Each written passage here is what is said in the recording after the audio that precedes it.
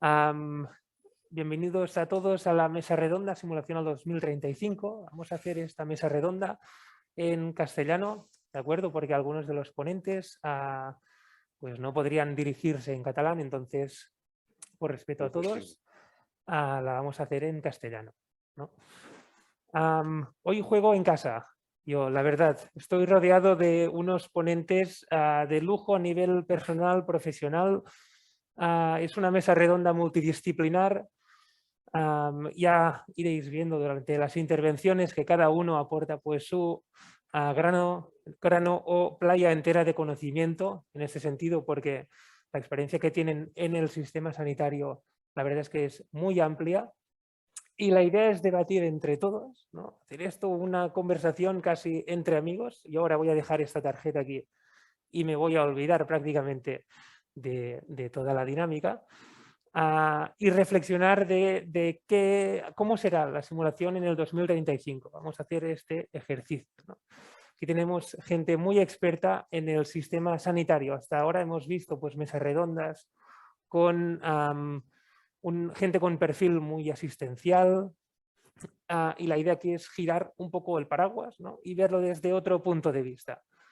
Entonces, si me hacéis el favor, por favor, a mí me encantaría, ¿no?, que os presentarais vosotros brevemente, con un minuto. Después de las presentaciones, perdonad, dividiremos la mesa redonda en dos bloques. El primero lo centraremos en el entrenamiento, que será relativamente breve, y luego ya abriremos el paraguas de la simulación a quizá pues, otros papeles que puede tener de cara al 2035. Entonces, por favor, si os podéis ir presentando brevemente, entiendo que tenéis un currículum extenso, con muchísimo impacto, y os voy a pedir, por favor, si lo podéis resumir en un minuto aproximadamente. Bien. Bueno, en primer lugar, quiero dar las gracias por la invitación. Para mí es un honor, un placer y la oportunidad de poder estar unas horas con un amigo y nos hicimos la amistad en Santander, que es Ignacio Maspons. Yo soy de formación cirujano y en la cirugía la he vivido desde hace muchos años en distintos aspectos que tienen que ver con el deseo de cambiar, de innovar. He hecho cirugía general y cardiovascular, luego he estado como cirujano de trasplantes de órganos abdominales y de corazón durante muchos años en la práctica asistencial. Posteriormente he estado implicado en la cirugía mínimamente invasiva y he sido director de cirugía robótica de Valdecilla desde hace 11 años. He sido en los últimos años también director de innovación en Valdecilla, catedrático de cirugía, y realmente ¿por qué estoy aquí?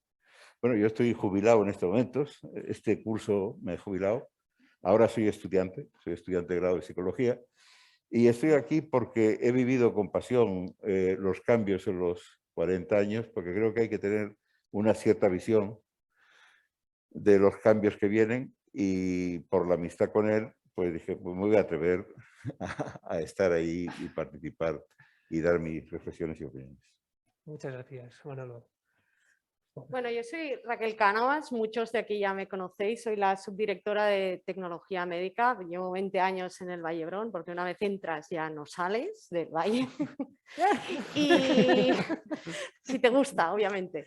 Y me encargo de todo lo que son equipos médicos, de la compra de equipos médicos, del montaje, también ayudamos a la formación. Entonces yo entré en el mundo de la simulación gracias a Mónica, luego incorporamos a Ignasi, que era como la joven promesa, que nos ayudó a preparar todos los trabajos del centro de simulación, compramos todo el equipamiento y me parece, o sea, me abrió una ventana porque es fascinante, ¿no? El hecho que la primera punzada no se dé, digamos, en un ser humano como usuaria de salud, pues me parece muy, muy relevante. También puedo aportar, en lo que puedo aportar mi experiencia en los equipos médicos, también los problemas que tenemos para formar a la gente y luego los errores que se dan, no porque la gente use mal los equipos, sino probablemente porque no se les ha explicado suficientemente bien, ¿no? Y cómo puede un centro de simulación contribuir a que toda esta situación mejore. Gracias, Raquel. Bueno, soy ingeniera industrial y mogollón de másters de cosas de bioingeniería, pero esto es irrelevante. Muchas gracias. Hola, buenos días. Yo soy Laia Arnal y llevo toda la mañana sonriendo, como muchos de los de hoy, porque estamos un poco de fiesta mayor, ¿no? Estamos un poco excitados con lo que es la puesta de largo, la presentación de este gran activo, ¿no? que hemos creado e impulsado aquí en Vall-d'Hebron, que es este centro de simulación. Soy Laia Arnal, soy bióloga de formación en el ámbito biosanitario, aunque nunca he hecho investigación biosanitaria, y ahora mismo, desde hace 6 años, me incorporé como directora de desarrollo de negocio, aunque nunca he hecho un propio negocio, en el Institut de Recerca del Vall d'Hebron. También me he formado con másters más orientados, más MBAs, más orientados a la gestión de la alta dirección en entornos sanitarios, pero siempre me he dedicado a la promoción del sector biotecnológico y biomédico. Desde hace, como digo, 6 años, incorporando esta dimensión también del negocio. Y eso no es nada más que transformar el conocimiento que generamos en valor social y económico. Luego ya haremos más un poco en estos conceptos. Gracias. Muchas gracias, Laia. Primero, muchas gracias, Ignasi. Muchas gracias al Vall d'Hebron por la invitación. Yo era del Vall d'Hebron, se sabe, del Vall d'Hebron también, que quiero decir que es una posibilidad, una alternativa. Soy economista de la salud, pertenezco a la Comisión Permanente del Cuerpo de Economistas de la Salud. He trabajado muchos años en el ámbito de la gestión. Actualmente soy responsable de la Oficina de Innovación e Investigación del Instituto Catalán de la Salud en el centro corporativo. Presido el nodo español de la European Institute of Technology, IT Health. Y, digamos, hago diferentes actividades desde este punto de vista en el ámbito de la innovación y la investigación translacional. La relación mía con la simulación prácticamente nació también aquí, en el propio Vall d'Hebron, cuando estuve una buena temporada como director de innovación en el BIP, en este caso. Me parece que fue el primero de director de innovación aquí en esta institución. Y como también nos preguntaban otras cosas que podían ser interesantes, soy un paciente no simulado, es decir, soy paciente. Sufrí un ictus hace 5 años y desde entonces soy gerente de la Fundación Ictus de Cataluña y presidente de la Asociación de Pacientes de Ictus en Barcelona. Por lo tanto, también quiero aportar la visión del paciente en la simulación. Muchas gracias. Gracias, Francesc. Muchas gracias, Ignasi. Muchas gracias también a Vall d'Hebron, al equipo del Centro de Simulación, por invitarme a participar en la mesa redonda. Yo soy Ramón Maspons, ingeniero de formación. Llevo en el sector sanitario desde mediados de los 90, primero en el sector privado y posteriormente ya en el sector público, pasando, según terminologías de algunos años, del sector oscuro al sector de la luz, ¿no? Afortunadamente todo este ámbito ya ha ido desapareciendo y desde el 2004 desarrollando actividades de coordinación de innovación a través de l'Agència d'Avaluació i Qualitat Sanitària de Cataluña, AQUAS, manejando distintos proyectos de innovación, tanto desde el punto de vista de la generación hasta aproximadamente el 2009-2010, para pasar posteriormente a toda la parte de adopción de la innovación. Posteriormente incorporamos también todos los trabajos todo el ámbito de prospectiva estratégica y en este sentido parte de las reflexiones que podemos incorporar desde este punto de vista a la sesión de hoy van a ir en esta línea.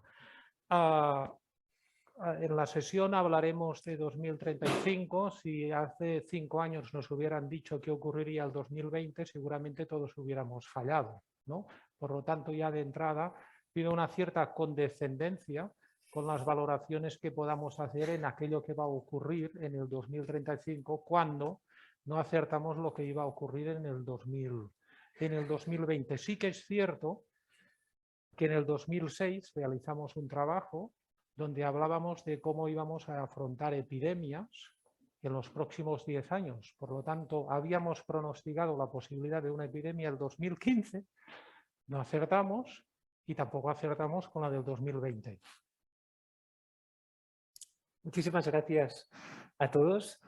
Pienso que el ejercicio es atrevido. Bueno, como veis, juego en casa. Ya me he puesto, yo no lo había hecho esto nunca, entonces me he puesto amigos y conocidos cercanos para que sea todo esto más ameno.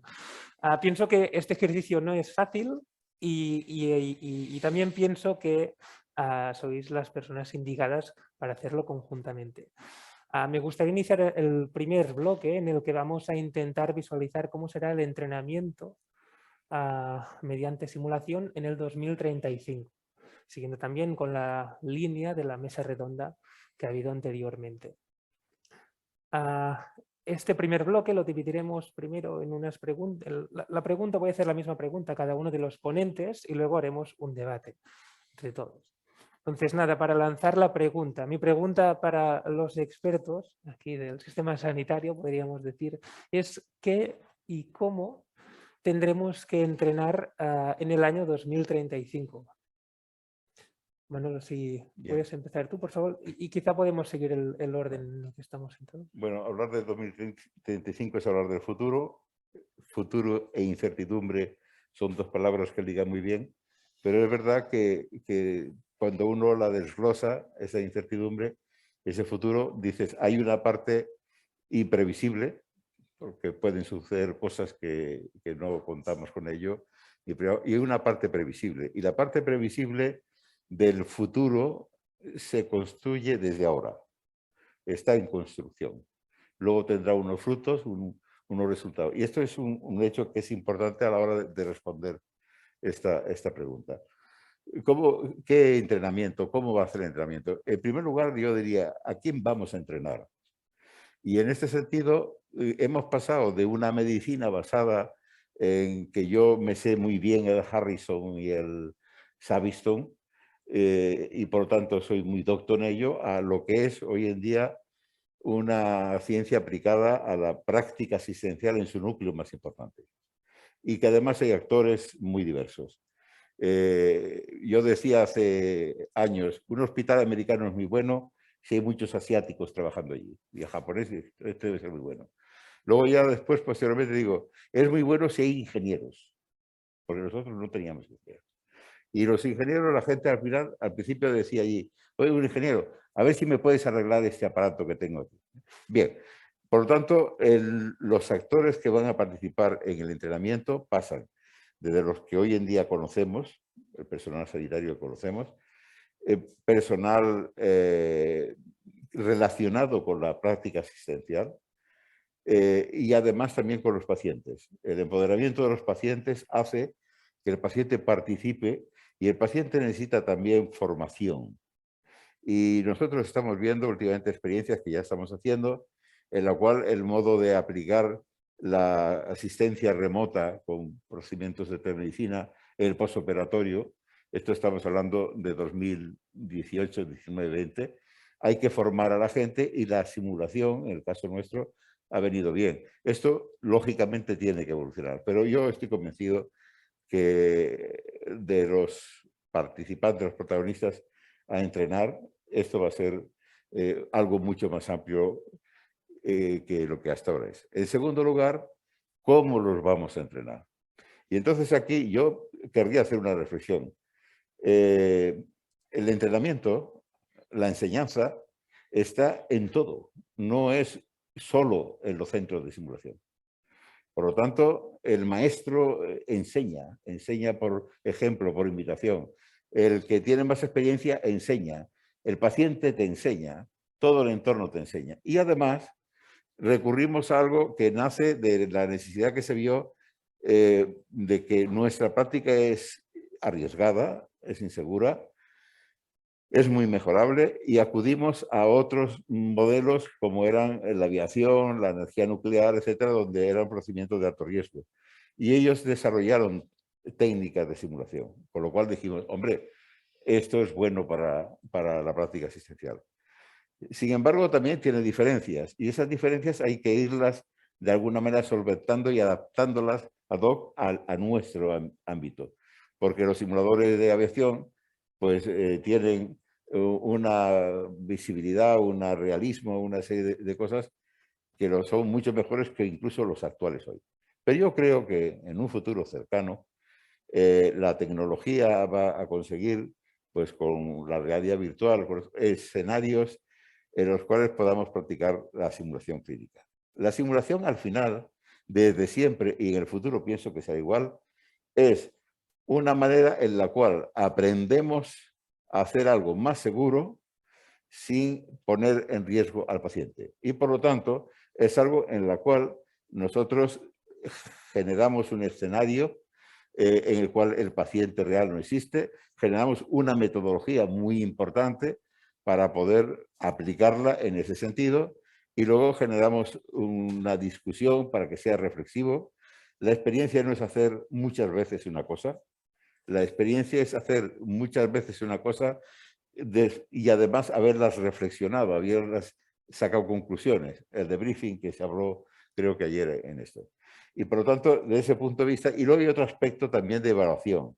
La evaluación tiene dos aspectos. Uno es la acreditación, usted está acreditado para esto, y tiene un aspecto también de instrumento de progresión, de mejora. Hoy en día la evaluación pues tiene que empieza sus inicios con nuevas tecnologías. La tecnología de la inteligencia artificial permite que en entornos incluso de visualización de vídeos quirúrgicos, por ejemplo, o de otros entornos virtuales, poder establecer parámetros que nosotros definamos con algoritmos que nos dicen este procedimiento de acuerdo a este estándar está bien o no. Y esto es un motivo, por un lado, para que el propio personal profesional se ha ayudado a mejorar y la otra también en su momento cuando eso tenga de manera una homologación hasta pues, ser un procedimiento de estándar, ¿no?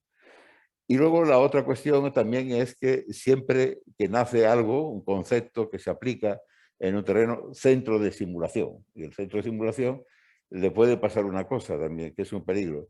Empieza a hablar de un argot, tiene su propio lenguaje, y se va un poco, digamos, empoderando y teniendo un protagonismo y queriendo tener un papel importante. Yo creo que los centros de simulación deben ser ese lugar de impulso de estas metodologías conectadas con el resto, integradas con el resto. Y tiene que ser, a su vez, también otro modo, y esto ya paro por el entrenamiento, pasaremos después a hablar, también de cómo producir o integrar instrumentos, herramientas tecnológicas que sean adecuadas a hacer mejor las cosas, que al fin y al cabo que las tienen que hacer son los profesionales, ¿no? Por lo tanto, así en gran esbozo como primera medida, yo creo que por ahí van a ir los tiros para el 35.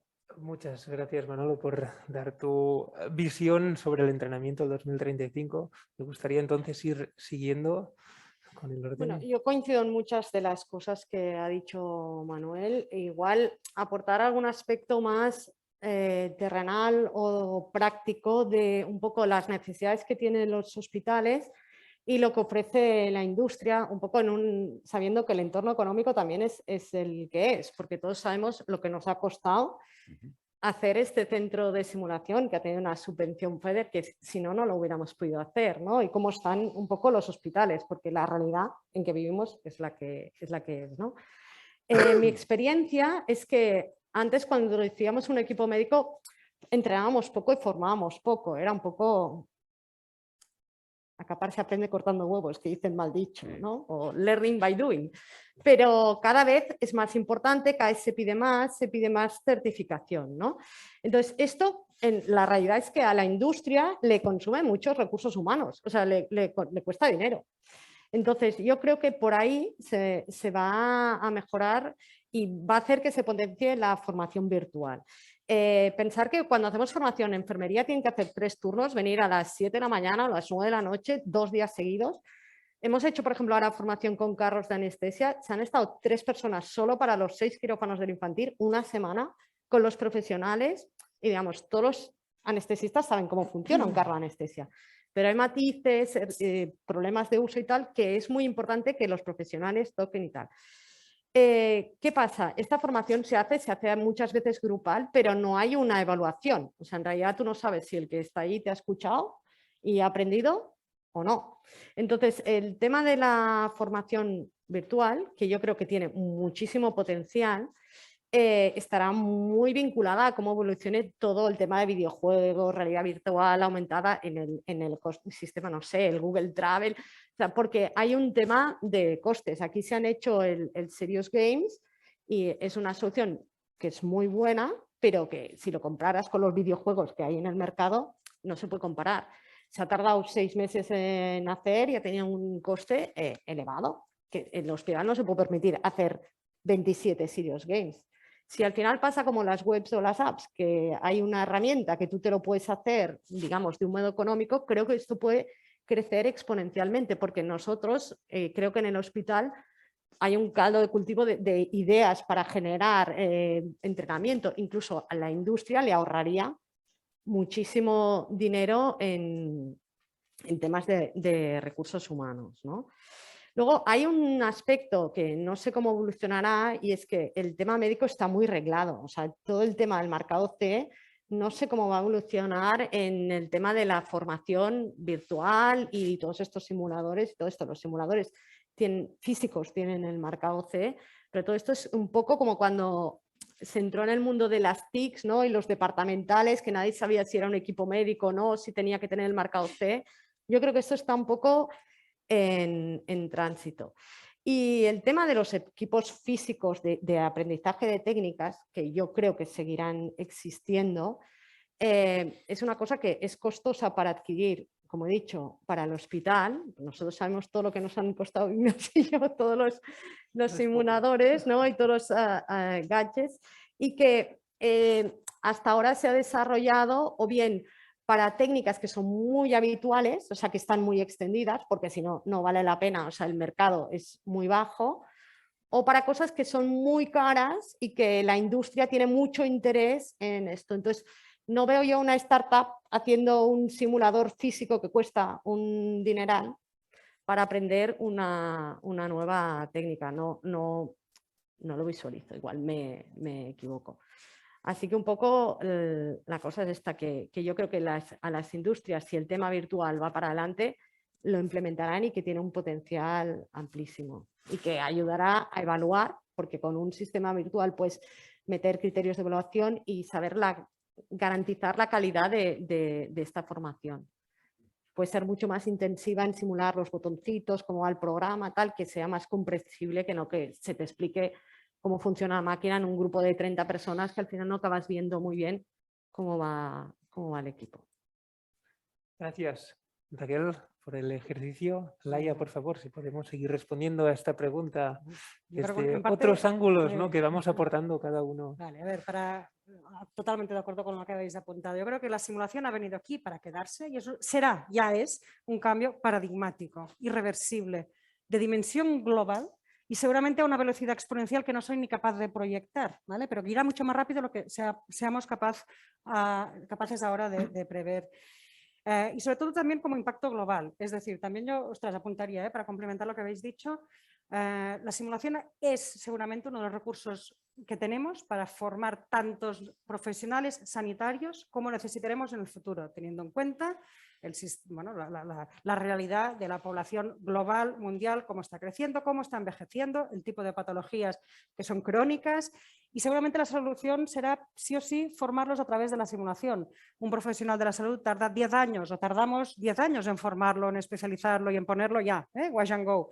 Y en enfermería cada vez es evidente, ¿no? El déficit que tenemos. Por tanto, sí o sí, seguramente está en la simulación la posibilidad de afrontar todo esto. También diría que la simulación deberíamos, como en muchos otros ámbitos que tienen este componente innovador, focalizarlo en priorizar aquello que realmente son necesidades, que es la fórmula eufemística de decir problemas, pero es decir, es una herramienta de solucionar problemas, ¿vale? Bien, ¿y qué se necesitan? Bueno, o los problemas, al final, cuando son complejos, necesitan soluciones muy complejas. Y la simulación es una herramienta que facilita la complejidad, ¿eh? Y es una herramienta poderosísima, sobre todo para trabajar y para afianzar aspectos clave que van alrededor de lo que es la complejidad, que es la multidisciplinaridad que hemos hablado, que es la resolución de grandes conflictos, de grandes crisis, de grandes problemas, ¿eh? El crear equipos, el generar confianza, todo este tipo de valores, la simulación nos permitirá hacerlo. Sin lugar a duda, punto de que los hospitales buenos, aparte de, sin lugar a duda, asiáticos, ingenieros, cada vez más hemos de incorporar perfiles mucho más multidisciplinares y estamos incorporando ya matemáticos, físicos. Yo mismo comparto despacho con una licenciada en Ciencias Políticas, que es una crack en levantar financiación competitiva y en entender cómo funciona la psique humana y la generación de nuevos consorcios, y de crear complicidades y más.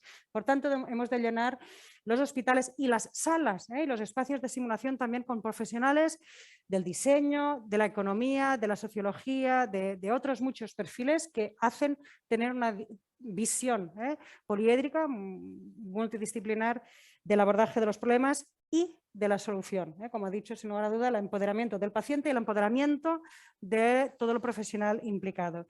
Y sí que apuntaría seguramente también para esta primera ronda, que has apuntado un poco, Raquel, la simulación en sí mismo conllevará o requerirá una alfabetización, y lo digo en primera persona porque me considero un poco una analfabeta en temas tecnológicos que son el lenguaje o el abecedario para luego poder utilizar bien las herramientas de simulación. Es decir, para hacer simulación se ha de entender lo que es la realidad virtual o mixta o que no sé, o sea, se tendrá de formar alrededor en conceptos como gamificación o avatares o muchos conceptos de tecnología puntera que serán necesarios porque son el lenguaje y el vehículo para luego poder desarrollar bien la simulación. Yo de entrada diría esto. Gracias. Gracias. Muchas gracias. Laia, por favor. Sí, completamente de acuerdo con todas las afirmaciones hechas hasta ahora. La desventaja o ventaja de estar casi al final de la mesa quiere decir que yo voy tachando cosas, es decir, y por lo tanto intentaré ser no reiterativo en las brillantes aportaciones ya realizadas. Lo siento, Ramón, porque te va a tocar a ti.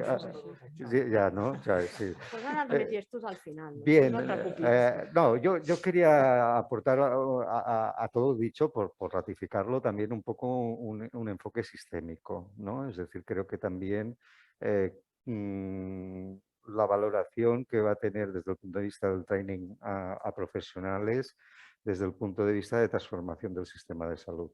Es decir, esto va a ser incuestionable. Es decir, uno de los elementos claves o instrumentos, no único, pero necesario para la transformación de los sistemas de salud, los sistemas nacionales de salud, que quieran ser competitivos, que quieran estar en la vanguardia, que quieran ser innovadores y que tengan impacto en la transformación y la transferencia de sus resultados en valor y retorno a las organizaciones sanitarias, deberá incuestionablemente de tener la simulación en su agenda. Si nos retrotraemos a 13 años anteriores, aquí mismo en Vall d'Hebron estábamos en 2009, justo cuando implantamos SAP, imaginaros. Es decir, imaginaros la progresión que podríamos decir, por decirlo de otra manera, aritmética que ha tenido desde el 2009 al 2022 la simulación, para imaginarnos la incorporación de nuevas tecnologías en el ámbito de la simulación, digamos, con una progresión aplastantemente geométrica. Es decir, esto yo creo que es un elemento a tener muy en cuenta en el sentido en que va a ser una forma de cambiar también el abordaje y la entrada de todos los profesionales que trabajamos en el ámbito de las ciencias de la salud, tanto desde la academia como desde el punto de vista del trabajo que realizamos. Otro punto importante es que cada vez más, y lo vamos a ir viendo, estas estructuras de simulación van a ser más líquidas, no van a ser estos espacios exclusivamente y van a estar interconectadas. Quiero decir que simularemos conjuntamente con Karolinska, simularemos con primaria, no olvidemos a primaria en el modelo de simulación y el continuo asistencial en este proceso, que será muy importante, lo veremos en el tiempo por la cronicidad. Yo creo que también hay que tenerlo en cuenta. Y finalmente un elemento también transformador y disruptivo que va a crear y generar un aprendizaje sobre el aprendizaje, si os sirve la palabra aprendizaje al cuadrado. Es decir, estas estructuras de simulación cada vez más estarán interconectadas y generarán bases de datos importantes. Y quiere decir que van a formar plataformas digitales de información sobre la utilización, digamos, de la simulación. Por lo tanto, nos van a ayudar a generar modelos predictivos, nos van a servir para reducir variabilidad en la práctica clínica y, en cierta manera, nos van a incorporar una experiencia que, si incorporamos, como decían antes, al paciente también, va a ayudar en todo lo que son la visión de los PREMs y PROMs que ya conocéis ahora, pero desde un punto de vista de la integración del paciente en el proceso de simulación y la incorporación de estos datos que serán muy enriquecedores en el entorno de la simulación. Por lo tanto, lo más posible es que dentro de 13 años esto se va a parecer un huevo a una castaña. Quiero decir, va a cambiar muchísimo. Es decir, lo que pasa es que no va a poder cambiar si no empezamos por lo que estamos haciendo ahora y sentando las bases. Pero tengamos esta perspectiva amplia, tengamos esta perspectiva multidisciplinar e incorporemos la simulación como un elemento de transformación sistémica. Lo siento, Ramón, te toca. Fantástico. Yo empiezo con una frase que ha utilizado Francesc. Se va a parecer como un huevo a una castaña. Y por lo tanto, si me permitís, me pongo el sombrero de futurista o de prospectivista y de alguna manera, como corolario, todo aquello que sea simulable será simulado. ¿Qué quiere decir esto? Que si a día de hoy la mayor parte de la actividad de simulación se ha concentrado en el entrenamiento, hasta el 2035 va a ser la área que posiblemente crezca menos, porque van a crecer mucho más el resto de ámbitos que a día de hoy no han sido simulados, pero que van a terminar siendo simulados. Por lo tanto, a mí me parece que como marco mental, lo tenemos que tener. Recogiendo algunos de los elementos que introducía el doctor Fleitas de qué, quién, cómo, desde el punto de vista de cómo, yo me plantearía cómo van a evolucionar los dos ejes sobre los que de alguna forma tributa simulación, que es el eje formación y el eje tecnología. El eje formación ya hemos visto cómo evoluciona. Cada vez más podemos formar en cualquier lugar, en cualquier situación, sobre cualquier plataforma, ¿no? Y esto quiere decir que 2022 estamos hablando de un centro. Francesc hablaba de una liquidez. La simulación en el 2035 la podremos desarrollar a través de un teléfono móvil y, por lo tanto, el concepto centro no será un espacio con paredes, sino será posiblemente un modelo plataforma. De hecho, cuando uno visita el supercomputador, ¿no? Pep Martorell, el director del computador del Barcelona Supercomputing, siempre suele decir: la capacidad de cálculo que tiene a día de hoy el supercomputador en la versión de capacidad de cálculo diciembre 22 la tendremos en el móvil en 15 años. Por lo tanto, si esta capacidad de cálculo del supercomputador la vamos a tener en el móvil en 15 años, quiere decir que aquello que entendemos que solo puede suceder en este espacio va a poder suceder en cualquier espacio. ¿Y esto qué quiere decir? Que tenemos conceptos como la ubicuidad, que van a ser uno de los ámbitos importantes cuando relacionemos cómo va a ser la simulación en el 2035. Si abandonamos el eje formación y nos vamos al eje tecnología, Laia apuntaba el ámbito de tecnologías exponenciales, sin duda. Los que somos ingenieros estudiábamos en su momento la ley de Moore. Tenemos algunas tecnologías que doblan su capacidad en plazos más o menos constantes de 18 meses. Y entre estas tecnologías tenemos la secuenciación genómica, la inteligencia artificial o la robótica. ¿Qué quiere decir? Que si empezábamos diciendo todo aquello que pueda ser simulado será simulado, quiere decir que estas tres tecnologías que nos impactan directamente en simulación y que tienen estas características exponenciales van a desarrollar estas características exponenciales que tienen. Francesca hablaba de nuevos modelos que la propia inteligencia artificial nos va a generar.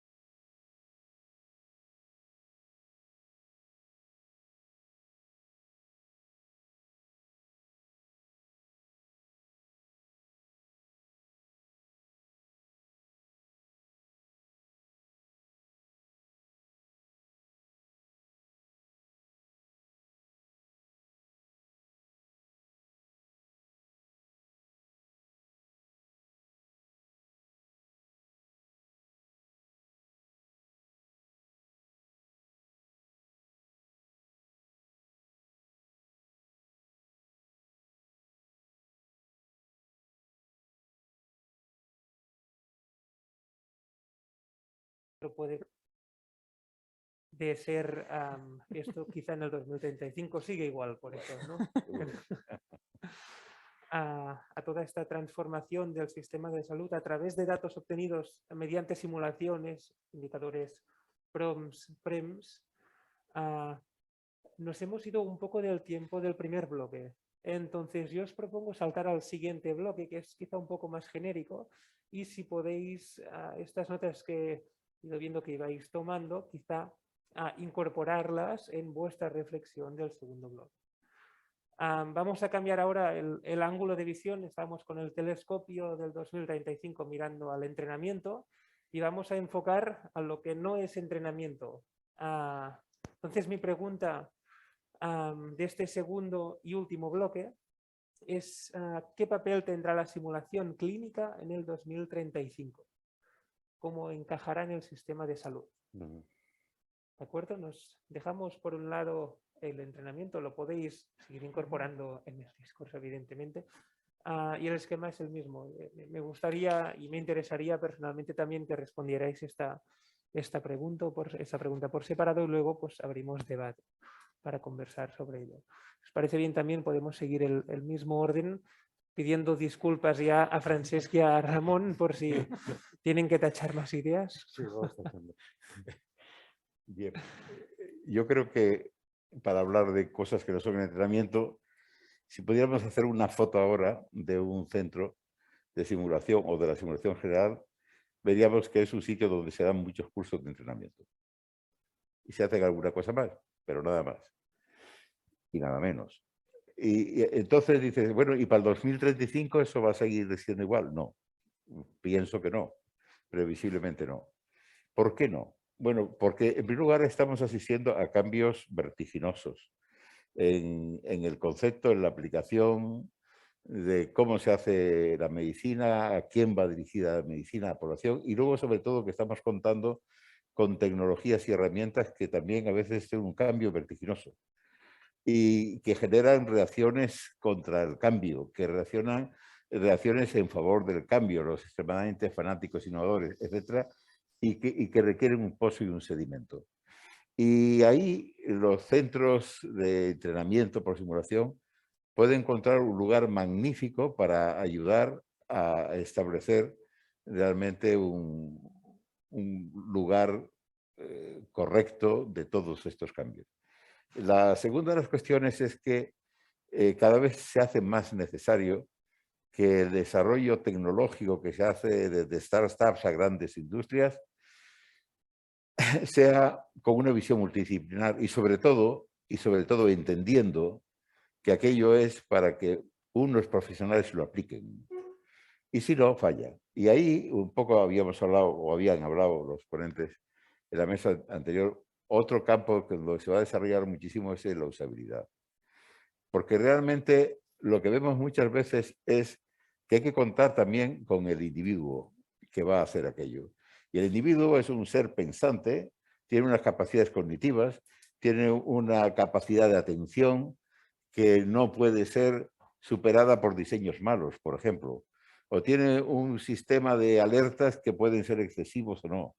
Esto se ha visto muy bien con los controladores aéreos u otros, donde se ha percibido claramente la necesidad de, valga la redundancia, prestar atención a la atención como capacidad cognitiva. Y ahí, sin duda ninguna, los centros estos van a ser partners seguro, interesados también para la industria, porque al fin y al cabo la industria quiere hacer cosas que vayan bien. Yo recuerdo cuando empezó la laparoscopia, que de repente empezaron a haber patologías en cirujanos, sobre todo más en cirujanas, en las cuales de repente tenían problemas disestésicos, parestésicos, incluso motores, a nivel del supinador de la mano, y resulta que era porque habían hecho un diseño muy bonito, pero realmente tenía una manera de entrar el dedo. Cuando veíamos los instrumentos que nos iban viniendo, decías, pero bueno, ¿esto qué es? ¿No? ¿Pero quién ha pensado? ¿Para quién va a hacer esto? Bien, hoy en día eso está superado, pero hay otras muchas cosas. Y hablando de la inteligencia artificial, yo creo que va a ser una herramienta impresionante, porque va a aumentar nuestra capacidad de cálculo de cosas en un tiempo casi real, que yo comparo con lo que fue en principio la capacidad de cálculo de las calculadoras. Hoy en día, cuando habla de bioestadística, te dicen, hombre, eso no lo puedes hacer a mano, si tienes tal programa, así. Pero sin embargo, la inteligencia artificial también hay que dotarla de una aplicabilidad real. La inteligencia artificial puede ser muy tonta, muy estúpida. Y ya ha habido algunos casos de fracaso. El Departamento de Justicia de Nueva York aplicó un sistema de inteligencia artificial con unos parámetros para que el juez, ayudarle al juez a tener una posición más indulgente o menos o más severa, más rehabilitadora o no, y vieron que había unos problemas tremendos después de la toma de decisiones. Por lo tanto, desde ese punto de vista y en ese contexto que había hablado de la usabilidad también, todos estos sistemas hay que entrenarlos y uno puede decir, hombre, tal compañía que es 3 veces cualquier banco grande de España o de otro país, los tendrá. Los tiene hasta cierto punto, porque yo en mi experiencia en robótica también he visto que a veces dice, bueno, pero esto es, ¿quién les ha dicho a esta gente que esto es así, no? Y los laboratorios de entrenamiento necesarios encuentran un lugar magnífico en lo que puede ser los centros de simulación. La teleasistencia, la telecirugía, en la que se pierde la ubicuidad, ese concepto también tiene su miga y también hay que entrenarlo y también hay que generar entorno de simulación para ver. Por lo tanto, el campo a ese nivel es inmenso. Yo resumiría diciendo que aparte del entrenamiento, que seguirá siendo un instrumento, una línea de negocio, va a decir, muy importante, está un poco la innovación, la participación en esa innovación, haciéndola realmente mucho más aplicable, y luego la investigación. La investigación a todos los niveles, incluso hasta la investigación docente. Yo noto en falta que incluso en estos temas de entrenamiento, que ya está más o menos dirigido una metodología que viene mucho de la aviación, todavía en el ámbito de la asistencia sanitaria, en la cual hay muchos aspectos emocionales que influyen muchísimo, incluso en la calidad asistencial, pues realmente la participación, y ya lo diría de ingenieros, economistas, de psicólogos que trabajen en este ámbito y que generen líneas de investigación que sean muy provechosas. Y así pienso yo que es el camino por el que va a ir el futuro para el 35. Muchísimas gracias. Manuel, estaba escuchándote temas de usabilidad, tecnología médica. Pienso que, ya por alusión casi, que Raquel podrías contestar a esta pregunta, ¿no?, que nos hacíamos, de qué papel tendrá la simulación clínica. Yo veo que Manuel ya se está preparando, se ha jubilado, pero va a venir aquí a trabajar de psicólogo al centro de simulación, ¿no? Yo por volver yo siempre sabéis que el Ramón siempre me dice que aterro, pues yo aterro. Yo quería, como aporte fuera de la formación de la parte asistencial, decir que la simulación va a ser muy importante también para la formación de técnicos de electromedicina, porque cada vez los equipos son más complejos, las empresas tienen menos recursos y siempre van técnico primer nivel, segundo nivel, tercer nivel. Entonces los buenos están fuera y al final hay averías que son muy complicadas y ya se está usando, y creo que esto es un factor de crecimiento que será muy importante, por llevarlo un poco a mi terreno, ¿no? Después, el tema que ya se ha hablado, pero que yo creo que va a ser exponencial, es el tema del hospital líquido y de los enfermos en casa, que no solo habrá que formar a los pacientes, sino también a sus familiares. Y entonces todo este entrenamiento no puedes hacer venir a todas las familias de diabéticos al centro, que ya se ha hablado un poquito. Y luego, como que parece ser que los visionarios dicen que el centro de simulación no va a ser tan físico, que yo sí que creo que habrá una parte muy física, porque siempre hay una técnica que se tiene que hacer físicamente, a no ser que la realidad virtual y aumentada sea sensorial, de olor, háptica y de todas estas cosas que dice el Ignasi. Lo dudo, pero igual me equivoco. Aquí tenemos un Living Lab, que es nuestro baby de Ignasi y mío, que yo creo que cogerá todo este espacio que dejará toda esta formación virtual, ¿no? Y ahí sí que se puede crecer, y lo hablamos siempre con Laia. Lo que pasa es que es muy difícil y cuesta de abordar, ¿no? O sea, hay una parte de innovación incremental, que es el front-end, cómo se relacionan los usuarios con los equipos, que creo que esto en los hospitales, si se registran los errores, si se ve y se hace ejercicios de ver cómo funcionan los equipos, se puede aportar mucho en mejora del equipo y en dar seguridad, que al final es lo que queremos todos, ¿no? Seguridad para el paciente y seguridad para el profesional. Y luego el tema que habéis apuntado, ¿no? de factor humano y que tanto gusta por aquí. O sea, a mí si me ponéis en una sala de pruebas seguro que rompo el equipo. Yo siempre lo digo, yo con los técnicos, yo no lo toco porque lo rompo. O sea, si a mí me ponen para testear, soy el caso perfecto de error de factor humano. Pero este error existe y se ha de testear. Y yo creo que en el Living Lab es no sé cómo lo tendremos que hacer, pero tendremos que potenciar esta relación con la industria para hacer el factor incremental. Luego, en tema de innovación disruptiva, lo veo más complicado, porque en la tecnología médica hay normalmente el genio loco que se inventa una cosa, que luego se acaba comprando una multinacional, pero que al principio son startups y no tienen recursos. Entonces, se tendría que buscar la manera de trabajar para, en el Living Lab, de alguna manera, fomentar, y esto el BIR es el que nos tiene que ayudar, y nosotros con nuestros contactos en la industria, para empezar a testear estos nuevos productos que salgan de startups. Luego todo el tema virtual, 3D, planificadores y todo esto, la validación y el desarrollo. Y a mí me gustaría que Vallebron fuera un centro que trabajara estos asuntos, ¿no? No sé cómo lo haremos, pero me gustaría. Era un poco mi aportación. Muchas gracias, Raquel. Yo tampoco sé cómo lo haremos, pero sé que lo conseguiremos, eso seguro, y llegaremos. Por Laia. Venga, va. Yo más que el periscopio saco la bola de cristal, ¿eh? Porque tampoco es... Venga, me has dicho que venga aquí a pensar en el 35 y ayer calculé la edad que tendré yo en el 35. Bueno, digo, ostras, pues a ver, tan infeinantes. Vale, yo un poco lo que puedo aportar es, dentro de lo que es el gran sistema de salud, pues una dimensión que es a la que más conozco, trabajo, que es la de investigación. Investigación entendida también como desarrollo tecnológico, la valorización de la misma, porque obviamente no entendemos la práctica clínica, como estamos en un campus que genera conocimiento, en el que se espera de un profesional sanitario que genere conocimiento, que desarrolle actividad de investigación, que haga docencia. Por tanto, entendemos que es una dimensión del profesional sanitario del futuro. Entonces, pensé el otro día nadando, hace muchos siglos que cuando hacemos investigación, ¿no? Pues la investigación al final, ¿qué es? Es tener ideas y coger una hipótesis y demostrarla. ¿Cómo lo hacemos? Hace muchos siglos que lo hacemos con experimentos in vivo, in vitro, al final del siglo XX ya más la dimensión in silico, pero que es un evolutivo de todo esto. Hoy Ya apuntabas el tema de los Living Labs, las comunidades de práctica, hacia eso vamos, y hace más de una década que estamos estructurando entornos vivos, de laboratorios vivos, donde interactúan en un mismo espacio todos los agentes de toda la cadena de valor.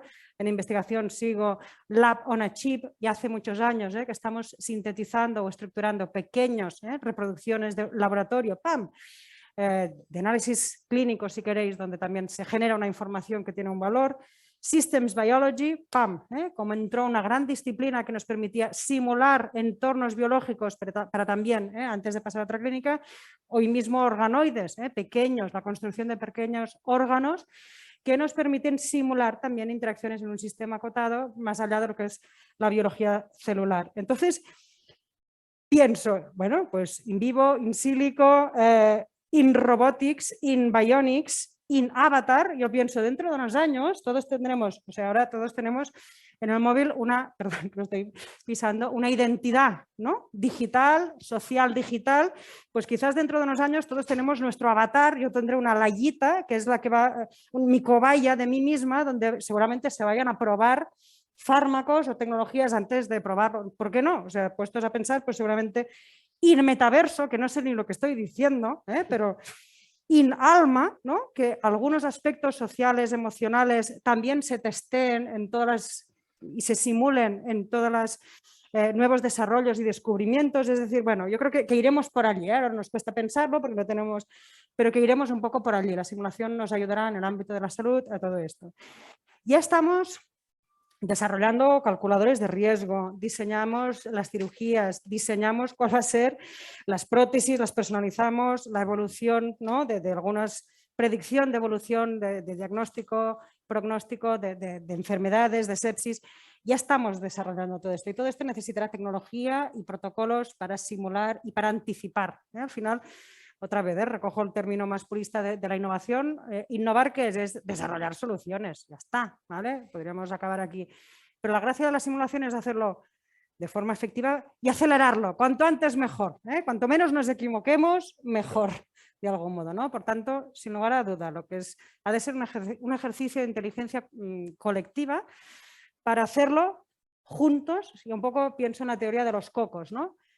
Juntos, colaborando, co-creando, co-desarrollando y en comunidad, de algún modo, porque también han cambiado las reglas sociales. Todos proyectamos hacia la comunidad, que es este ente etérico, ¿no?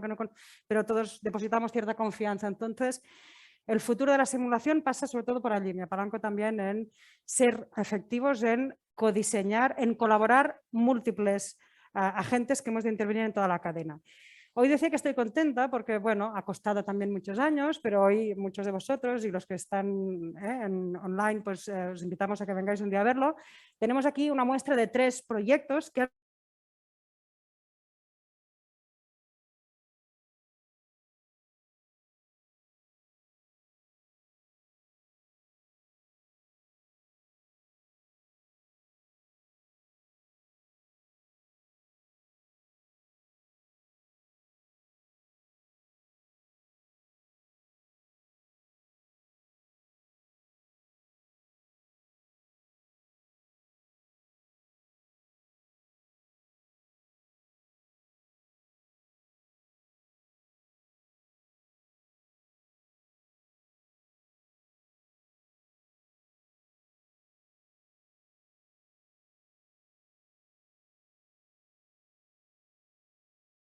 ¿quién va a tomar?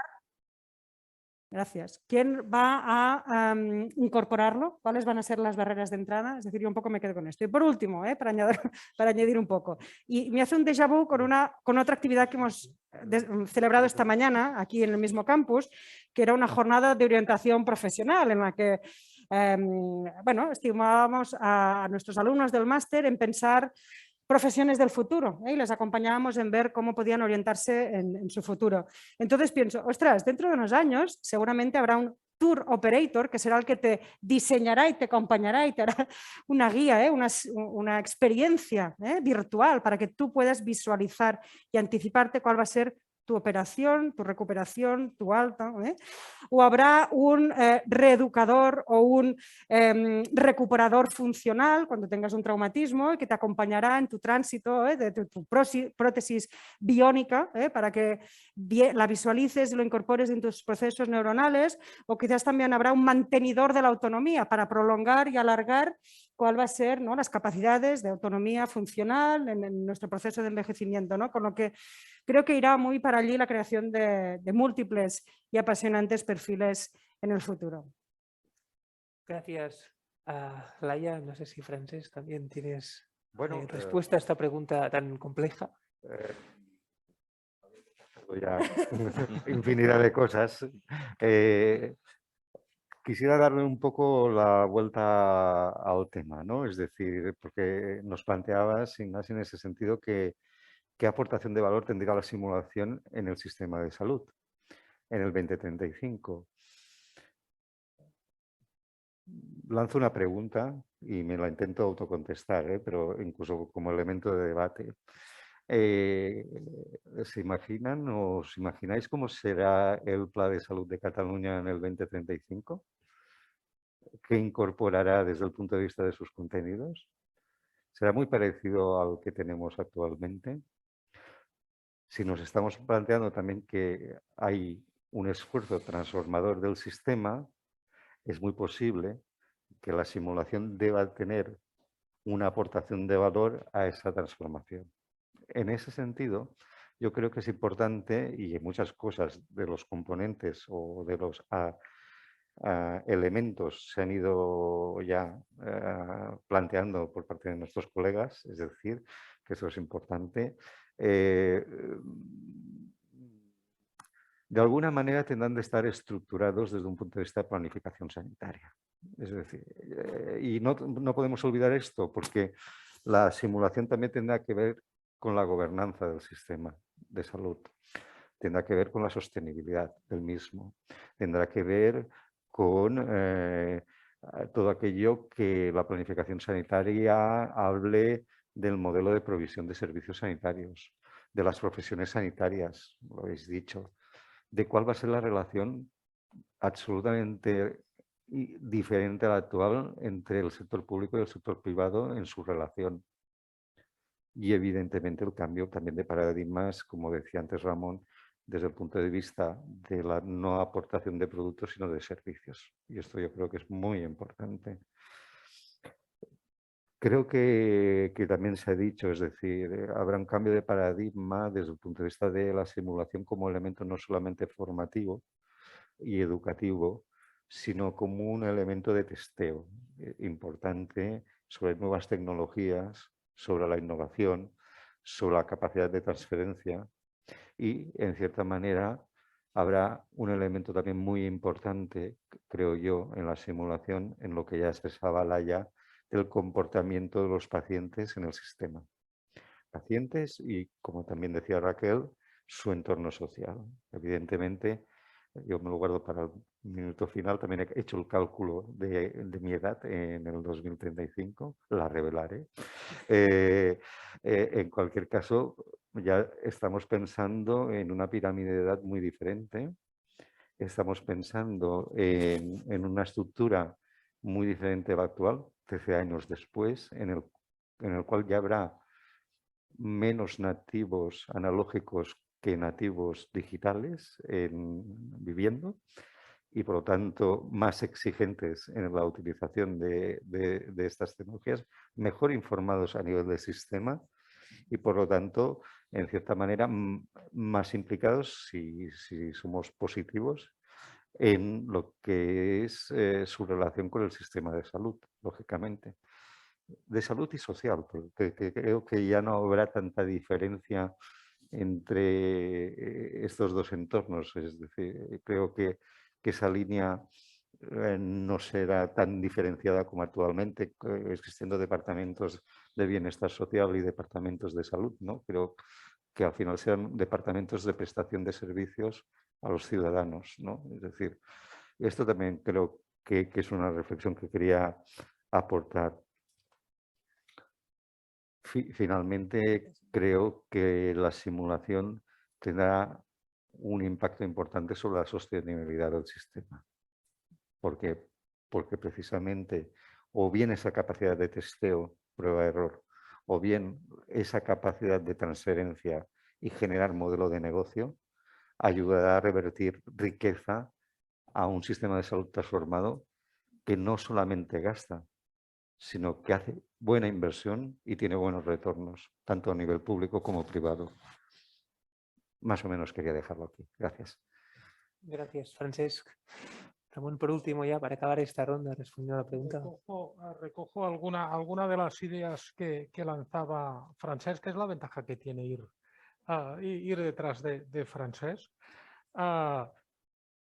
Hace aproximadamente 2 semanas, si no me equivoco, IT Health organizaba en Barcelona un evento sobre transformación del sistema de salud, de los sistemas sanitarios, relacionado con el valor.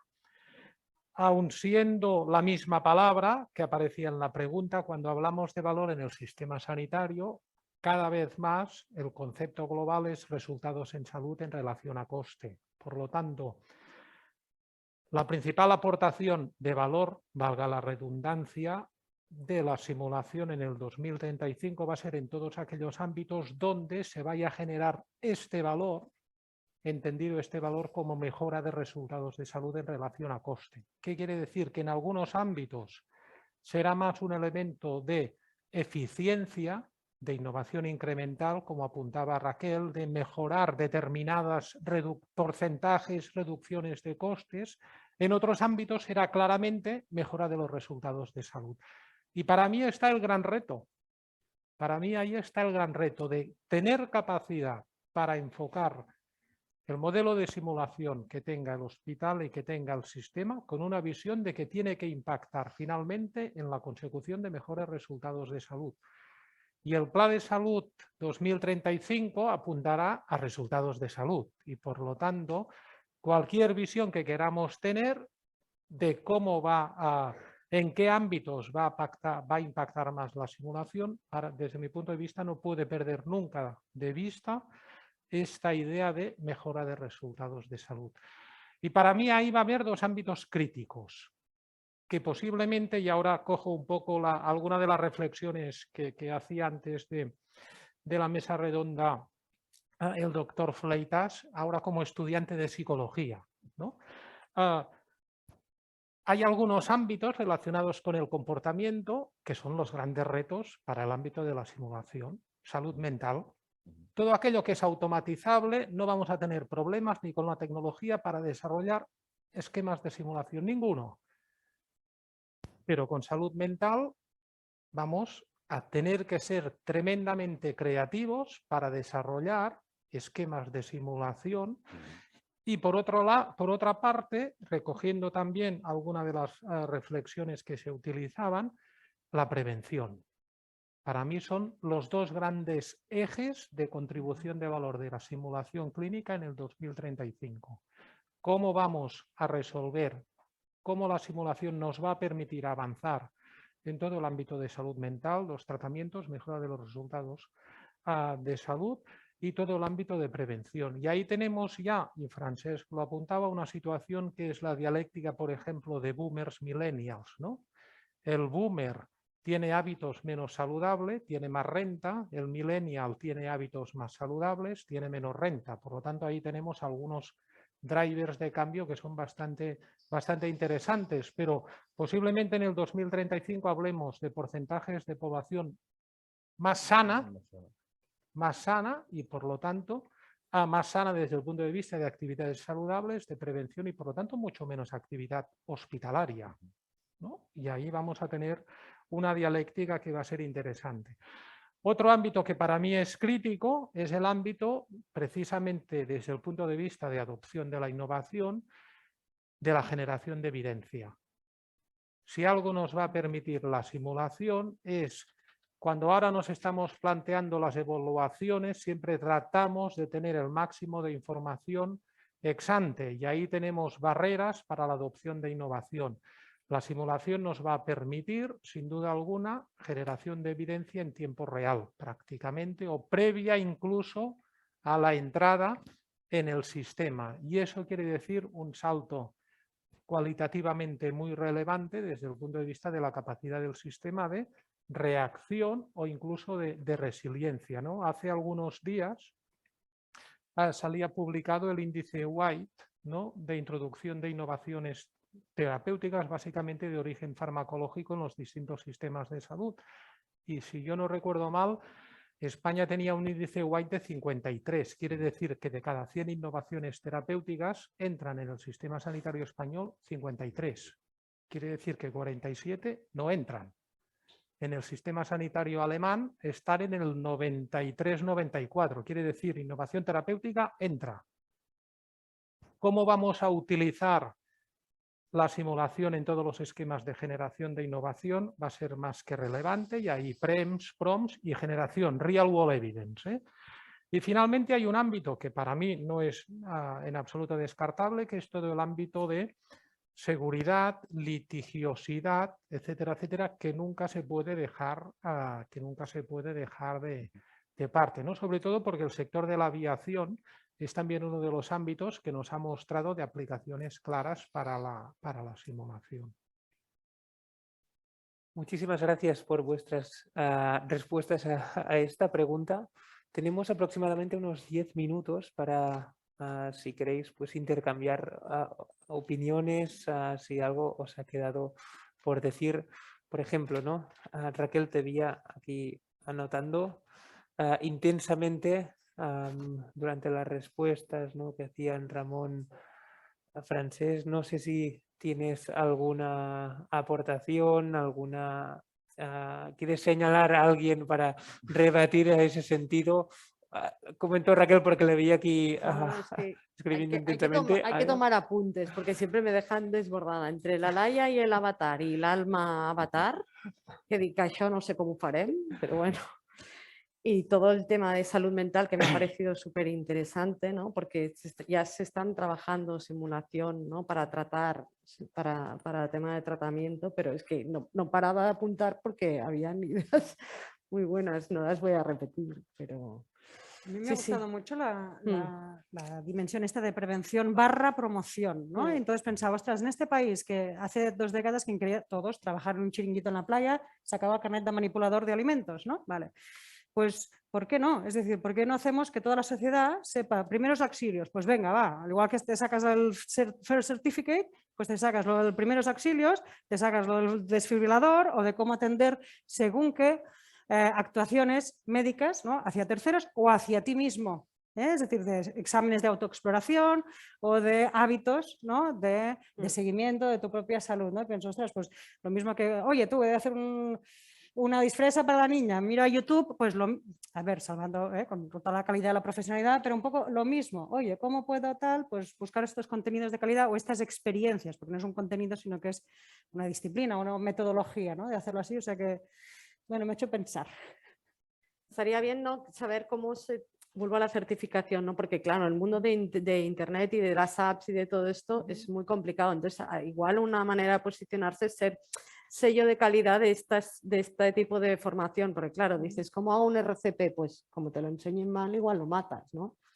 Así que el sello de calidad de estos es un papel que puede ser relevante para los centros de simulación. No, en el sentido, un poco hilando este comentario con la primera pregunta, ¿quiénes son los receptores de la simulación? Decíamos, mucha gente, pacientes, familias, etc. Y un poco con el tema de la prevención, vemos que, por ejemplo, el número de muertes por adelantamiento en España es de los 3 diarios. Incluso hace poco alguna persona conocida. Y realmente enseñar a hacer las maniobras que son necesarias para resolverlo, son maniobras que quizá debería saber mucha gente, salvaría vidas. El uso correcto de un desfibrilador o de una reanimación en cualquier evento. Por lo tanto, uno puede decir, vamos a ver, voy a formar determinadas técnicas a gente con un perfil de policía, bueno, ya se está haciendo, del bombero, no sé qué, de personas que están en un nivel de formación en el bachillerato, por ejemplo, todo ese tipo de cosas, ahí la simulación también tiene un ámbito importante. Y luego respecto al tema de lo de el valor y la importancia, un árbol puede crecer mucho y dar mucho fruto de acuerdo a sus características genéticas y de acuerdo al terreno en que está. Si el terreno es árido, lo tiene mal. Por lo tanto, en ese sentido, todo esto que estamos diciendo tiene un terreno, este que habéis apuntado del valor, el cual es un terreno muy fértil, pero que todavía, al menos en lo que yo percibo, está un poco lejos. Y eso es otra de las dinámicas que hacemos. Cuando decíamos, esto es útil, económicamente antes estaba hablando en cuestiones incluso de dinero, por un momento, digo, vamos a ver, si uno estudia el beneficio que tiene, yo podría decir, y creo que todo el mundo asumiría, lo más caro, lo más costoso en el sistema sanitario son las complicaciones, sin duda. Por tanto, si yo reduzco complicaciones, reduzco costos. Pero claro, una cosa es hacer un trabajo en el JAMA, en el cual estoy en un hospital donde la compañía de seguros dice, si usted ha reducido esto, le hago una bonificación de 10 millones de dólares, que a otro aquí donde dice, bueno, está muy bien, pero nosotros tenemos el mismo presupuesto. Cambian las cosas desde ese punto de vista del costo. Por lo tanto, yo creo que sí que, y pienso que además debe ser así porque es lógica, las sinergias que hay en el terreno de cómo debe ser el sistema sanitario, cuál debe ser su régimen económico, etcétera, etcétera, tiene que evolucionar a la par y yo espero que lo haga. Lo que hace la Escuela de Negocio de Salud de Harvard con el Karolinska, en lo cual es el sistema de esto, realmente ya uno empieza a ver la web y ve cada vez más protocolos donde están los indicadores. Pero si uno dice, vamos a ver, ¿en cuántos hospitales en Europa se establecen esos indicadores y se publicitan y se auditan? Muy pocos.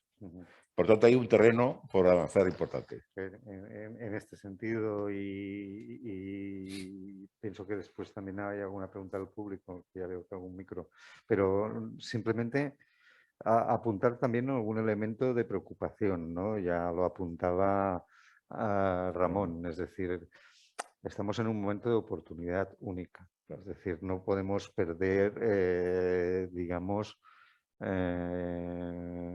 esas oportunidades, esas capacidades y desperdiciarlas, ¿no?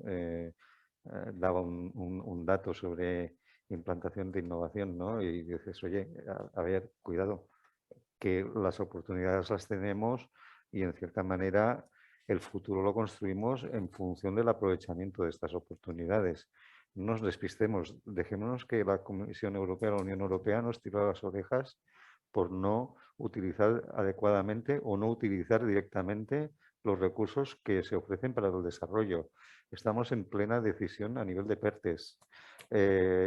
Son unos momentos importantes. Por lo tanto, como decía Bernard Shaw, es necesario para prever en el futuro la participación de optimistas y pesimistas, porque los optimistas nos van a hacer aviones y los pesimistas paracaídas.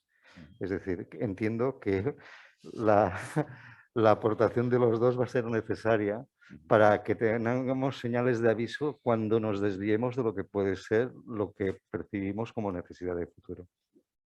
Yo solo quería añadir un par de elementos. Comparto plenamente incluso la visión de Bernard Shaw, ¿no? Y además hay quien decía que el optimista siempre ve el bote de antidepresivos medio lleno. Por lo tanto, en este sentido, hay dos temas uno que Laia lo ha apuntado puntualmente, que es toda la parte, nos hemos hartado de hablar de sistemas, conectividad, alta tecnología, pero la nueva generación de Internet de las cosas va muy en la línea de Internet de las emociones, como esto va a terminar impactando las emociones del paciente y por lo tanto volvemos al discurso del paciente.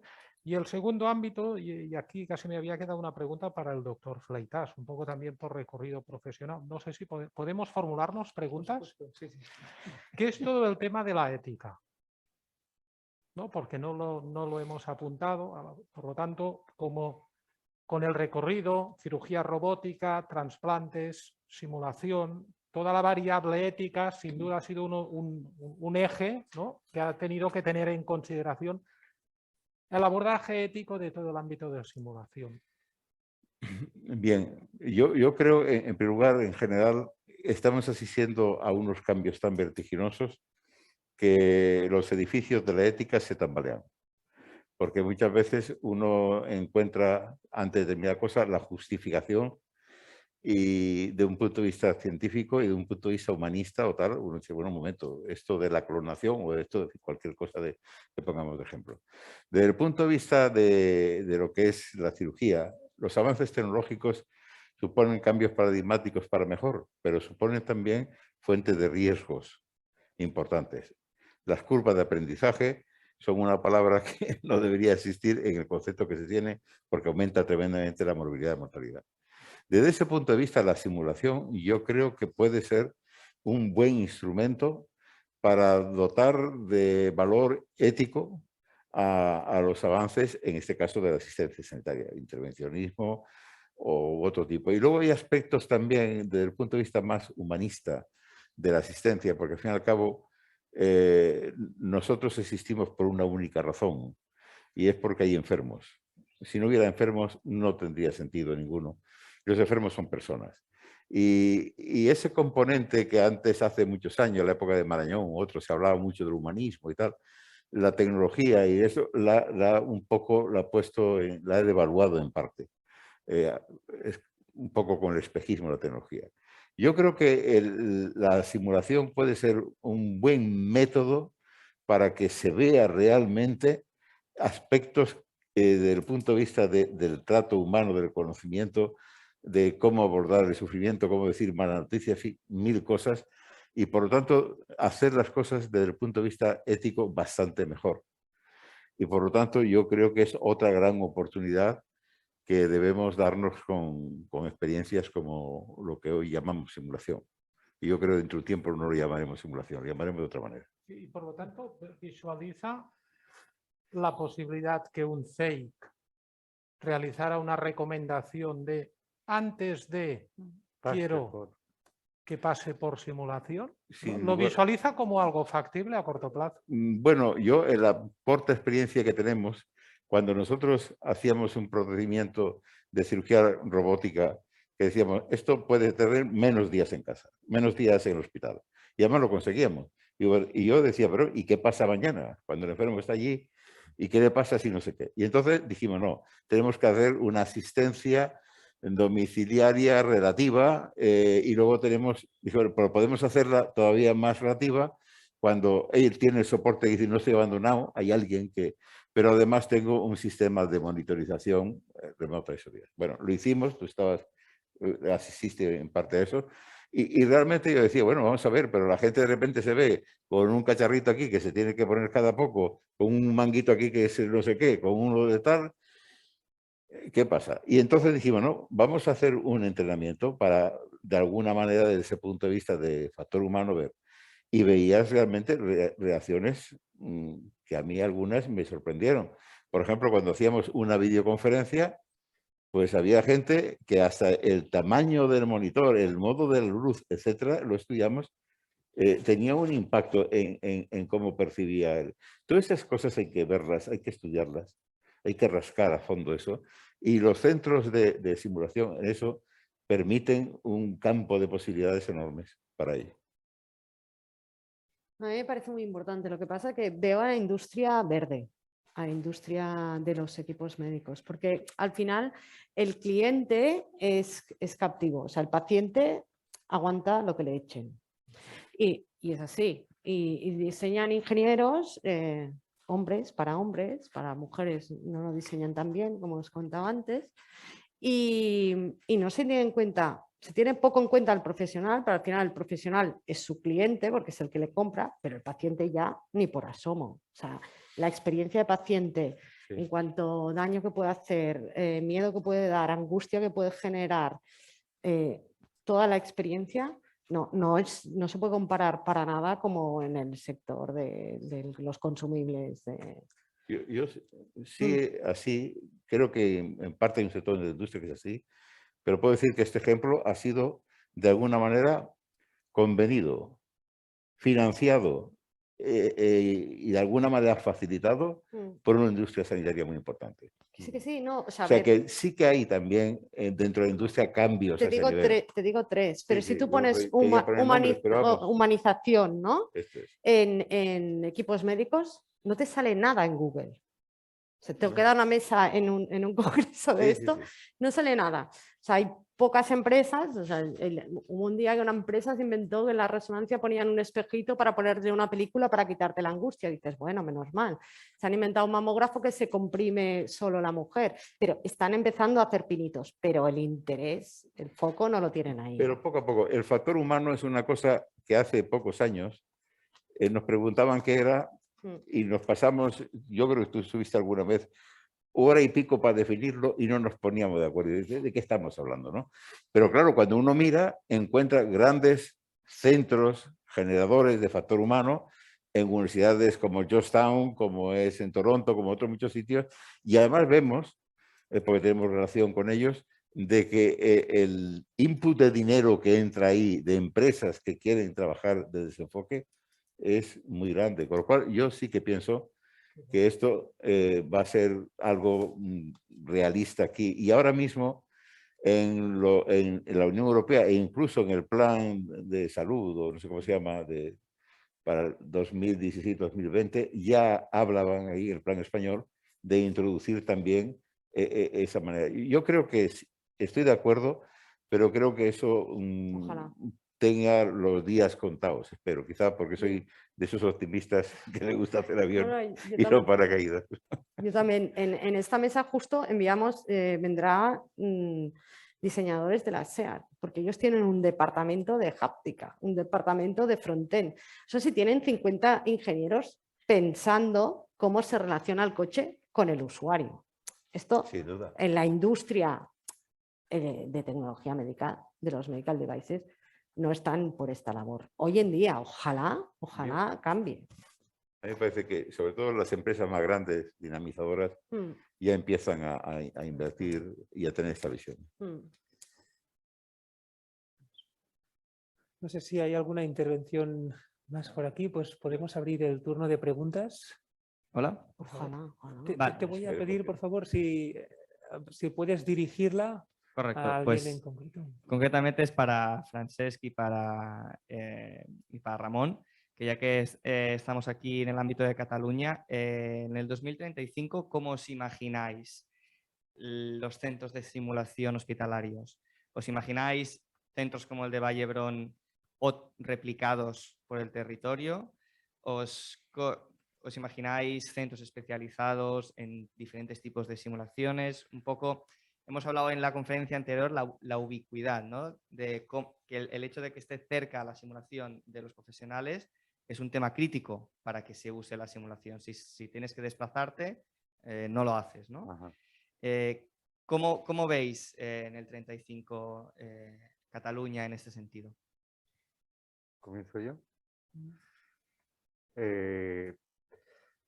Primero, no veo, o sea, evidentemente de una forma basal habrán estructuras en los centros y ya no llamaría centros hospitalarios, sino los centros sanitarios, es decir, porque también pienso que esto puede incidir en el ámbito también de primaria, no exclusivamente en el ámbito hospitalario. Por lo tanto, creo en la escalabilidad, por un lado. Creo también en cierta eficiencia, en cierta virtualidad también en la utilización de estos métodos, porque ahora son muy físicos muchos de ellos y ya se ha comentado en la mesa que vamos a tener cada vez más procesos virtuales, que será igual donde estés tú como profesional para poder, digamos, realizar también según qué tipo de actividad simuladora, ¿no? Por tanto, creo que vamos a tener un planteamiento mucho más variado, menos lineal que el actual. Lo veo muy matricial, muy Matrix en este sentido, ¿no? Fundamentalmente teniendo en cuenta que el mundo avanzará según unas necesidades y una tecnología diferente también que la tendremos de adaptar. Y eso nos tiene que dar ventajas competitivas y salir de las paredes de los hospitales y de los centros, ¿no? Como llamamos antes. Sí que existirán basalmente, pero no será la única opción, en mi modo de ver. Para mí hay un primer elemento de contexto, de análisis, que es cómo va a ser la actividad hospitalaria, por ejemplo, en el 2035, ¿no? Y básicamente, posiblemente nos pondríamos de acuerdo que la carga de la enfermedad va a ser sensiblemente distinto y vamos a tener todo lo que es aparato cardiovascular como principal elemento, ictus, problemas cardíacos, etcétera. Y esto quiere decir que son ámbitos donde la prevención tiene unos resultados razonablemente buenos. Quiere decir que posiblemente en el 2035 la actividad hospitalaria se pueda resolver con hospitales mucho más pequeños de tamaño, desde el punto de vista de la concepción de los hospitales, y mucho más tecnologizados desde el punto de vista un poco más de actuaciones más o menos contundentes en espacios reducidos de tiempo y muy especializadas. En este sentido, si este es el modelo hospitalario, yo creo que esto nos lleva a un modelo más de esquema de simulación donde tendremos casi como dos niveles, ¿no? Un nivel más básico, mucho más en un esquema plataforma, donde vamos a tener posibilidades de formación, dijéramos, de un nivel medio básico, muy relacionadas con la ubicuidad, cualquier plataforma, cualquier situación, y por lo tanto con este concepto más de líquido. Y ahí yo creo que van a entrar nuevos agentes y me gustará ver qué rol tienen las aseguradoras, por ejemplo, desarrollando o incorporando algunos elementos contra la reducción de la prima de riesgo que usted va a pagar por su seguro de salud. Yo le suministro algunas herramientas básicas y ahí yo creo que este ámbito de plataforma va a tener un cierto recorrido. Y por otra parte, la parte mucho más especializada con un concepto mucho más de intensidad tecnológica.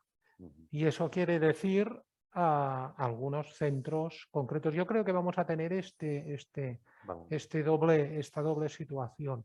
Y luego ver qué otros actores externos al sector sanitario nos van a aparecer y nos van a entrar, porque tenemos todos los números, ¿no?, para que se produzca esta entrada de nuevos actores con nuevos modelos de negocio. Muchas gracias. No sé si hay alguna otra pregunta. Mónica, por favor. Buenos días, soy Mónica Rodríguez. Lo primero de todo, felicitaros por esta espléndida mesa redonda, por la calidad y la cantidad de ideas que nos habéis dado. La verdad es que es una maravilla. Como directora de docencia y del centro, agradeceros a todos que todos vosotros habéis apoyado y nos habéis ayudado a llegar hasta aquí, incluyendo Manuel y su equipo, que aunque viene de más lejos, para nosotros siempre han sido y seguirán siendo referentes en simulación, y sus consejos nos han ayudado mucho. Dicho esto, una reflexión y un par de preguntas, ¿no? Nosotros aquí se ha hecho simulación hace mucho tiempo, en los últimos años hemos trabajado mucho para impulsarla. Llegamos aquí, estamos en un punto de inflexión clarísimo.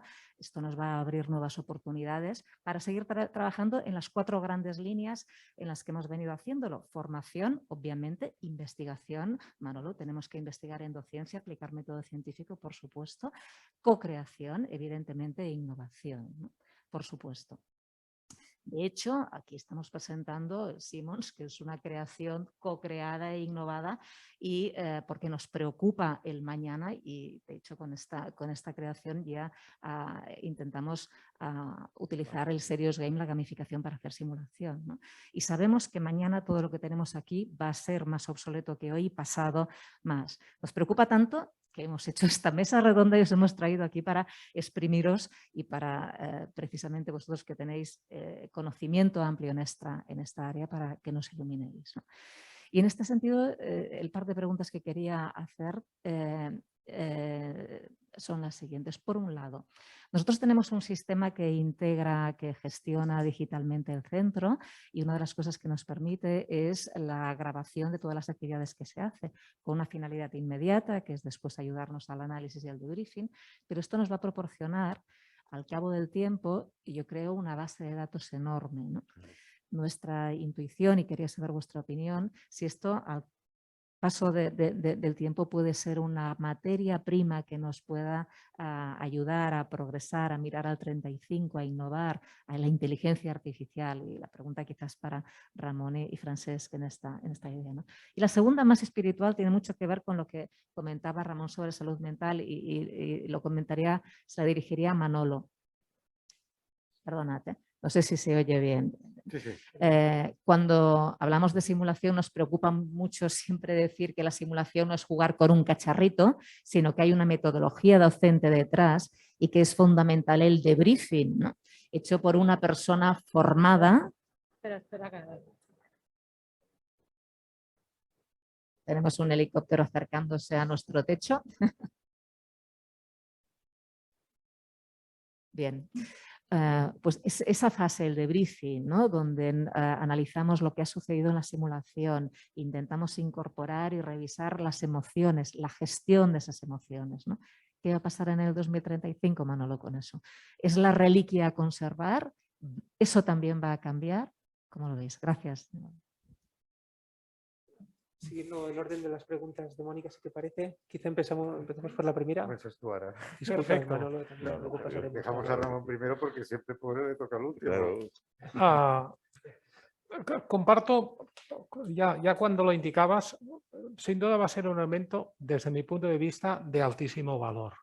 De altísimo valor desde el punto de vista del volumen de información, es decir, del qué, del cómo y especialmente del cómo se puede explotar toda esta información para generar el máximo de valor. Y ahí tú ya has mencionado inteligencia artificial, ¿no? Para mí, uno de los grandes retos de la inteligencia artificial es que a día de hoy posiblemente estemos en un modelo mucho más de explotación de inteligencia artificial, más parecido aún al modelo de IBM con Deep Blue jugando contra Kasparov, que no en el modelo Google explotando el juego del Go. ¿Por qué? El primer modelo es un modelo de analicemos grandes volúmenes de datos y tratemos de identificar patrones y de reproducir. Pero ahí no hay más que reproducción de. Mientras que el segundo modelo es tratemos de averiguar cómo se ha tomado esta decisión.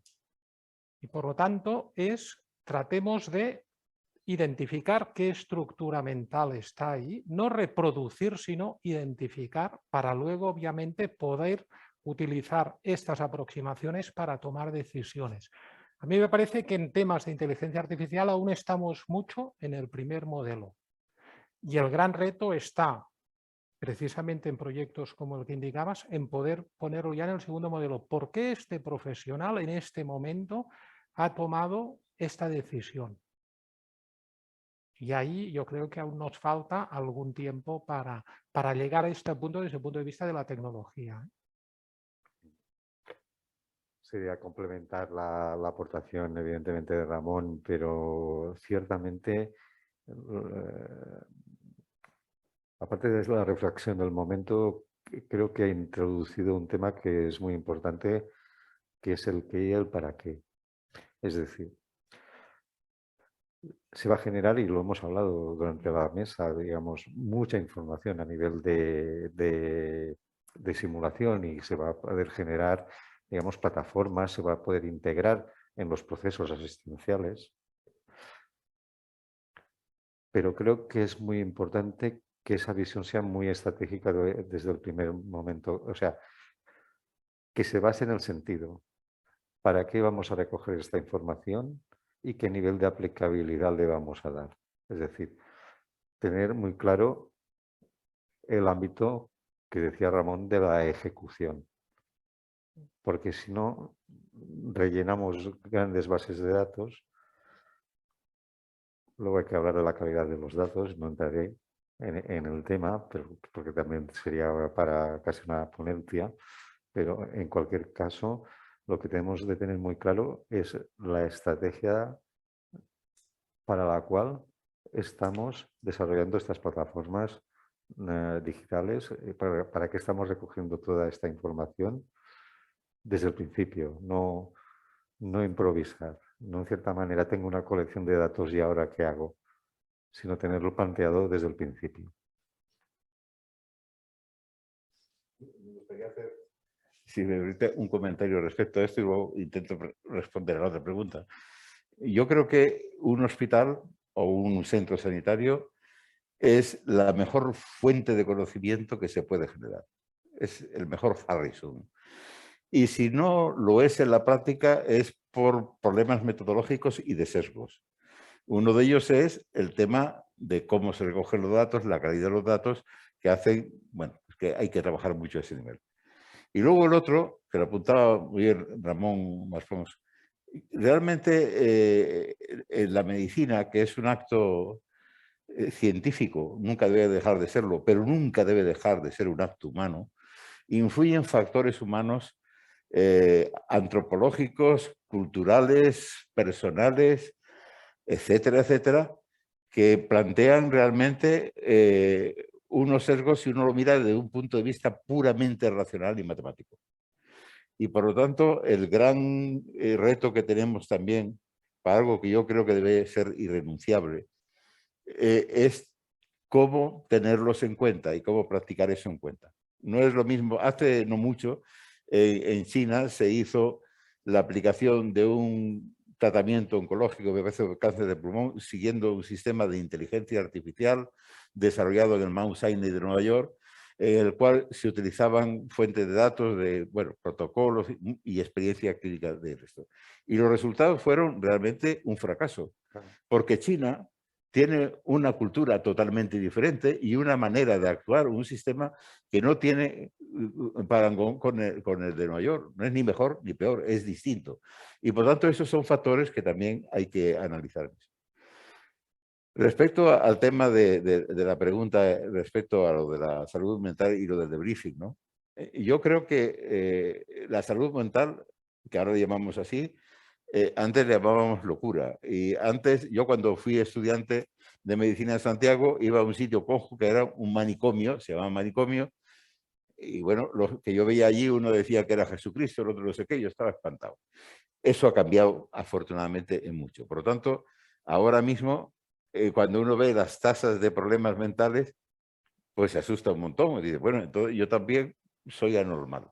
Pero cuando uno ve que el porcentaje de suicidios en España es de unos 10 diarios, dice, oye, esto tiene importancia. Por lo tanto, desde ese punto de vista, se está dando afortunadamente un enfoque diferente a esto.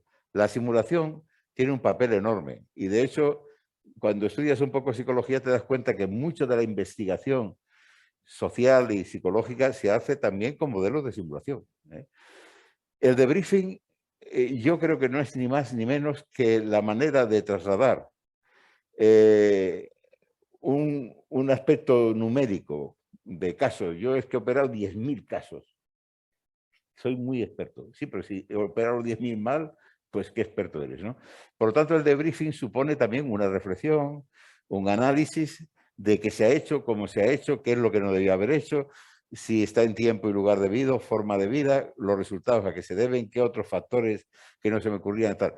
Eso es lo que es realmente la ciencia de la experiencia.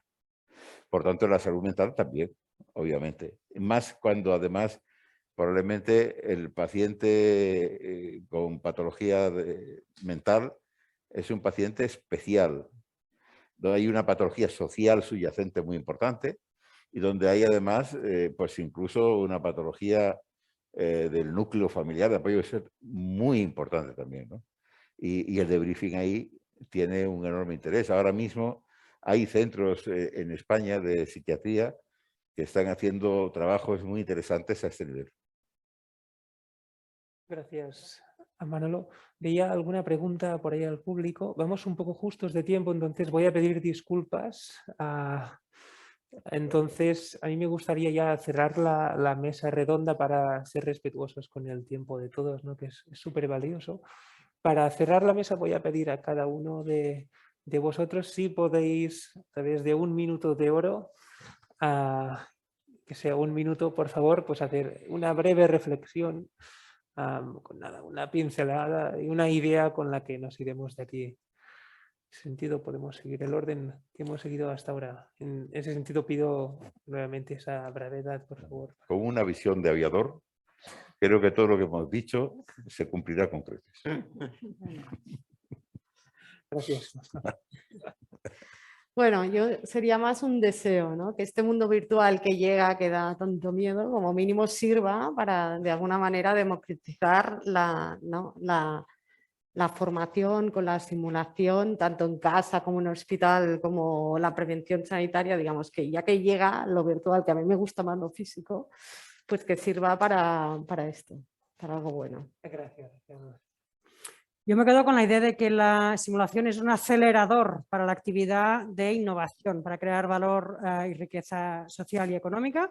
Y luego un acto de conciencia, de que seamos conscientes que el hospital es un lugar extraordinario, único y singular, no exclusivo, pero que tenemos aquí una concentración de conocimiento, de infraestructuras extraordinario que hacen que sea un espacio extraordinario para desarrollar actividades de innovación. Simulación.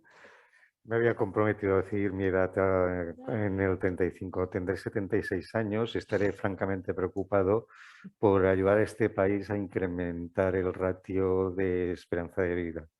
Es lo que me atañe. Mi pronóstico sobre la simulación es que será importante y estratégica si es sistémica.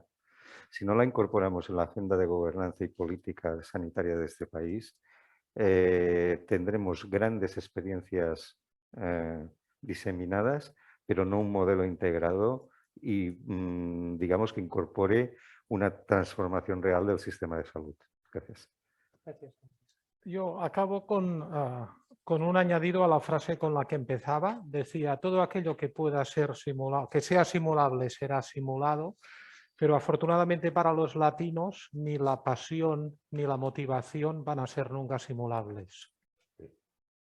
Muchísimas gracias a todos. Nos quedamos pues con estas ideas, me parecen brillantes. La verdad, yo me lo he pasado genial. Espero que toda la audiencia y vosotros también lo hayáis pasado bien.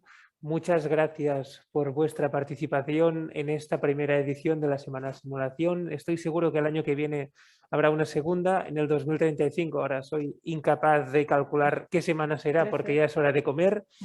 Entonces, muchas gracias a todos y espero que pues, podamos seguir disfrutando de la Semana de la Simulación. Gracias.